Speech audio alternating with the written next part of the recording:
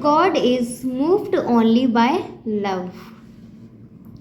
The average man prays to God with his mind only, not with all the fervor of his heart. Such prayers are too weak to bring any response. We should speak to the Divine Spirit with confidence and with a feeling of closeness, as to a father or a mother. Our relationship with God should be one of unconditional love. More than in any other relationship, we may rightfully and naturally demand a reply from Spirit in its aspect as the Divine Mother. God is constrained to answer such an appeal, for the essence of a mother is love and forgiveness of her child, no matter how great a sinner he may be. The relationship between mother and child is the most beautiful form of human love that the Lord has given us. A definite conception of God, such as that of the Divine Mother, is necessary.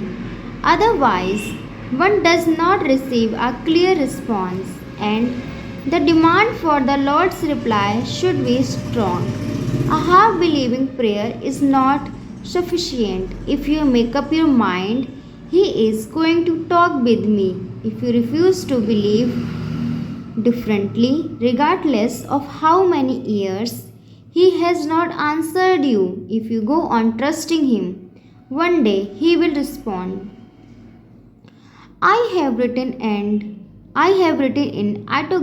autobiography of a yogi about some of the numerous occasions on which I have talked with God. My first experience in hearing the divine voice came when I was little child, sitting on my bed. One morning, I fell into a deep reverie. What is behind the darkness of closed eyes? This probing though came powerfully into my mind, and an immense flash of light at once manifested to my inner gaze. Divine shapes of saints sitting in meditation in mountain caves formed like miniature cinema pictures on the large screen of radiance within my forehead. Who are you? I spoke aloud. We are the Himalayan yogis. The celestial response is difficult to describe.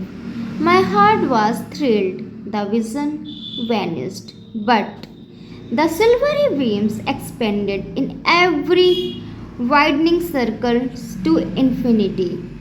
I said, "What is this wondrous glow?" "I am Ishvara, the Lord. I am light." The voice was as murmuring clouds. My mother and eldest sister Roma were nearby when I had this early experience, and they too heard the divine voice. I received such happiness from God's response that I determined then and there to search for Him until I would become wholly one with Him. Most people think there is only darkness behind closed eyes, but as you develop spiritually and concentrate on the single eye in the forehead, you will find that your inner sight is opened.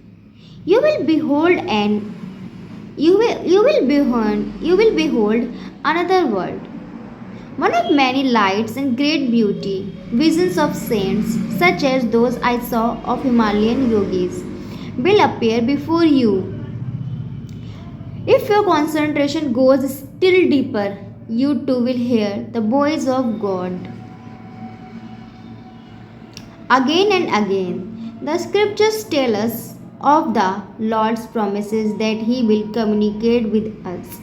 And ye shall seek me and find me when ye shall search for me with all your heart.